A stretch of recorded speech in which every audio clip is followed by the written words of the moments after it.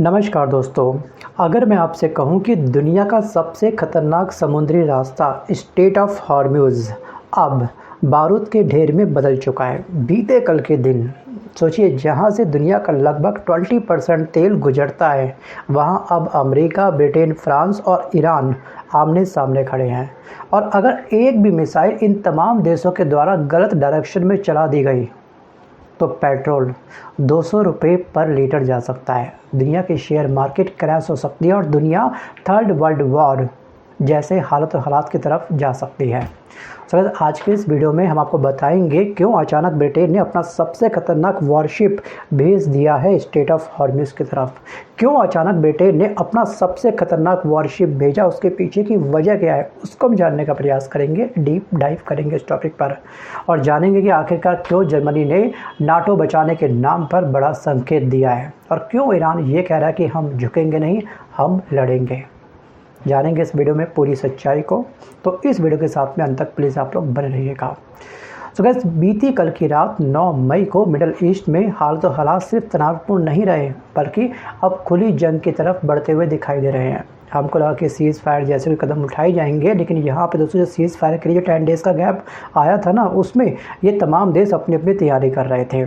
हम सभी जानते हैं कि अमेरिका पहले से इस जंग के मैदान में उतरा हुआ है, इजराइल पहले से ही तैनात है इस जंग के मैदान में और ईरान भी इस जंग के मैदान में तैनात है। लेकिन अब ब्रिटेन, फ्रांस और जर्मनी जैसे बड़े यूरोपीय देश भी अब एक्टिव मोड में आ चुके हैं। और अब सबसे बड़ा सवाल ये है, क्या ये सिर्फ सीज़ फायर का ड्रामा था या पर्दे के पीछे ईरान के खिलाफ नाटो के तमाम देश कोई बड़ा प्रपंच रच रहे थे, तैयारी कर रहे थे। सो गाइस, आपको ध्यान रखिएगा कि HMS ड्रैगन की एंट्री अब इस जंग में हो चुकी है। जर्मनी क्यों अचानक ट्रम्प की लाइन पर आता हुआ दिख रहा है, इसके पीछे की कहानी को हम समझने का प्रयास करेंगे अपने छोटे से वीडियो में। और क्यों स्ट्रेट ऑफ हॉर्मुज़ पूरी दुनिया की धड़कन बन चुका है। तो चलिए स्टार्ट करते हैं, अपनी पहले इंपॉर्टेंट टॉपिक की तरफ बढ़ते हैं। सो गाइस, US ईरान के वॉर में अब ब्रिटेन की एंट्री हो चुकी है। HMS जो ड्रैगन है वो अब एक्टिव हो चुका है और ये ड्रैगन कोई छोटा मोटा ड्रैगन नहीं है, ध्यान रखिएगा, इसको हल्के मत लीजिएगा। एक बहुत बड़ी सुपर पावर होती है। और दोस्तों, सबसे बड़ा डेवलपमेंट इस जंग को लेकर के आया है ब्रिटेन की तरफ से। जी हाँ, ब्रिटेन ने आधिकारिक तौर पर अपने एडवांस वॉरशिप HMS ड्रैगन को मिडल ईस्ट भेजने का फैसला कर लिया है। और ये कोई सामान्य जहाज़ नहीं है। जी हाँ, ये वही डिस्ट्रॉयर है जो एयर डिफेंस सिस्टम से लैस है।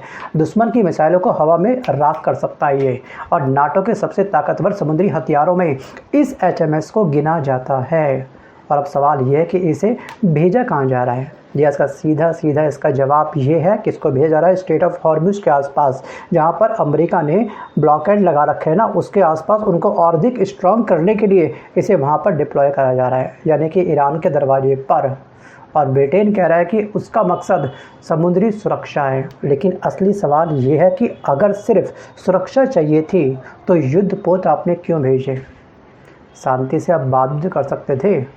तो बस यहीं से कहानी खतरनाक हो जाती है, क्योंकि अब खबरें ये भी कही जा रही हैं, ये भी आ रही हैं, सूत्र से ये पता लग रहा है कि ईरान के अगेंस्ट ब्रिटेन और फ्रांस मिलकर के एक मल्टीनेशनल नेवल मिशन तैयार कर रहे हैं। सोचिए, गल्फ देशों ने एयर स्पेस को फ्री कर दिया अमेरिका के लिए कि आप उसका इस्तेमाल करो, बस किसी भी हालत में इस समय ईरान को आप लोग सबक सिखाओ और स्ट्रेट ऑफ हॉर्मुज़ को प्लीज़ फ्री कर दो पहले जैसा। क्योंकि यहाँ पे ना वर्ल्ड के अंदर जो ऑयल का स्टोरेज है काफ़ी कम है। पूरे देशों की हालत खस्ता होने वाली है बहुत ही जल्द। अगर ये स्ट्रेट ऑफ हॉर्मुज़ नहीं खुला ना तो बहुत बड़ा तांडव मचेगा, महंगाई का भी और तेल की मार का भी। दोस्तों, यहाँ पे ध्यान रखिएगा कि फ़िलहाल अंदर से इसे ईरान की नाकेबंदी मजबूत करने की रणनीति माना जा रहा है, यानी कि सीधे युद्ध से पहले आर्थिक घेराबंदी इसको हम नाम ले सकते हैं। ये एक तरह की घेराबंदी है। और दोस्तों, इतिहास गवाह है कि जब बड़े देश सुरक्षा के नाम पर जहाज़ भेजते हैं तो अक्सर अगला कदम मिसाइल होती है, एक बहुत बड़ी जंग होती है। चलिए अब बात करते हैं थोड़ा सा डोनाल्ड ट्रंप के बारे में। यह ट्रंप के ऊपर अलग से बहुत बड़ा दबाव भी है, आपको मालूम होगा।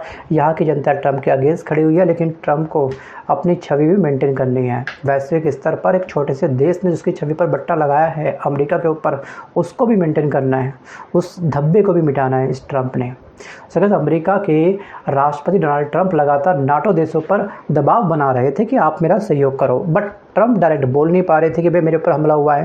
भाई नाटो के आर्टिकल 5 या फिर रूल 5 ये कहता है कि अगर नाटो के किसी भी एक देश के ऊपर हमला होगा तो वो हमला नाटो के तमाम 31 देशों के ऊपर माना जाएगा, राइट।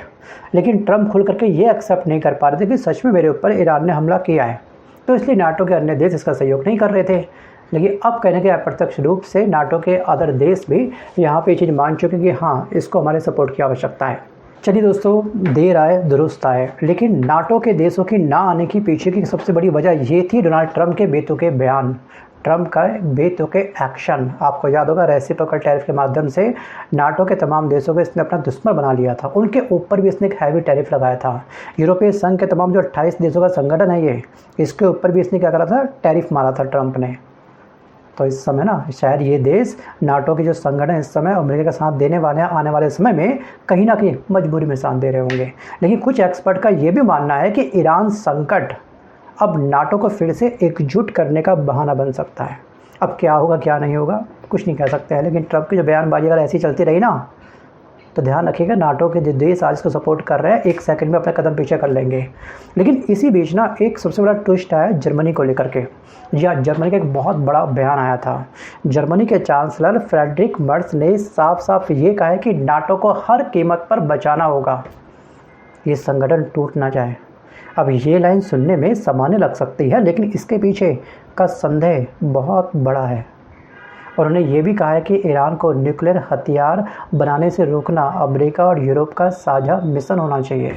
यानी कि जो अमेरिका चाहता है अब वही यूरोप भी बोलने लगा है, वही सेम भाषा। दोस्तों, अब तक जर्मनी सीधे टकराव से बच रहा था, गल्फ कंट्री बच रही थी, अदर देश बच रहे थे, लेकिन अब सब मैदान में उतर आ चुके हैं। अब भाषा सबकी बदल चुकी है। और अंतर्राष्ट्रीय राजनीति में ना जब भाषा बदल जाती है तो ज़मीन पर हालत और हालात भी बदलते हुए देर नहीं लगती है। और हालत और हालात अब स्टेट ऑफ हॉर्मुज़ के आसपास बिल्कुल बदल चुके हैं। पहले अमेरिका अकेला और कमज़ोर दिख रहा था ना, अब तस्वीर बिल्कुल पलट चुकी है। और यही बदलाव दुनिया को वर्ल्ड वॉर 3 के करीब ले जा सकता है। चलिए अब सुनिए इन सब सिनारियों के पीछे अब ईरान का क्या कहना है। आपको लगता है ईरान शांत बैठेगा? सगैर ईरान के विदेश मंत्री अब्बास अरागची ने अमेरिका पर सीधा हमला बोलते हुए कहा है कि जब भी बातचीत आगे बढ़ती है अमेरिका जानबूझकर के सैन्य तनाव बढ़ा देता है। अभी आपको याद होगा कि पाकिस्तान के अंदर दोस्तों क्या हुआ था, पाकिस्तान के द्वारा एक सीज फायर का प्रयास करा जा रहा था, राइट। आपको अच्छे से याद होगा। उस समय यहाँ पर शांति वार्ता चल रही है, उसी दिन सेम अमेरिका के द्वारा कुछ खुफिया शिप भेजी जाती है स्टेट ऑफ हॉर्मुज़ के आसपास ये चेक करने के लिए कितनी मायने बिछाई गई हैं। वो तो ईरान ने ट्रैक कर लिया और ईरान ने तुरंत चेतावनी दी कि अपने जो शिप है उनको वापस लेके जाओ, ये एरिया हमारा है, यहाँ से बैक जाओ। तो उन्हें मारा अपना यू टर्न अमेरिका के तमाम शिप ने। आप चाहते क्या, अगर शांति समझे चाहते तो अपने शब्दों की मर्यादा का थोड़ा ध्यान तो रखो। रोज़ शाम को आकर ट्रंप कुछ उटपटांग बयान देता है, कुछ अलग ही चल रहा है इसके माइंड में। बट ईरान ने साफ साफ ये बोल दिया कि आप मेरी तमाम शर्तों को मानो, वरना इस जंग को मैं आने वाले 10 साल तक और खींच सकता हूँ। और सबसे बड़ी बात यह है कि ईरान के सपोर्ट में इस समय रूस भी है और चीन भी है। और इन दोनों देशों की अमेरिका के साथ में कितना गहरा रिश्ता है, सास बहू का रिश्ता है, ये आपको अच्छे से पता होगा। और रूस और चीन दोनों ही कांटे की टक्कर दे रहे हैं इस समय अमेरिका को। मतलब कि कह सकते हैं कि यहाँ पर इसके इस स्टेटमेंट के बाद इसने जो कहा है ना कि भैया जब भी बातचीत आगे बढ़ती है अमेरिका जानबूझ करके सैन्य तनाव बढ़ा देता है, यानी कि ईरान को भरोसा नहीं है कि अमेरिका सच में शांति चाहता है। और सच कहें तो ज़मीन पर जो हो रहा है ना वो भी यही दिखाता है कि शांति नहीं चाहता है। सोचिए, एक तरफ बातचीत की बात हो रही है, दूसरी तरफ समुद्र में युद्ध जैसी कार्रवाई कर रहे हो आप लोग। जी हाँ, वॉर जो तैयारी है 24/7 चल रही है।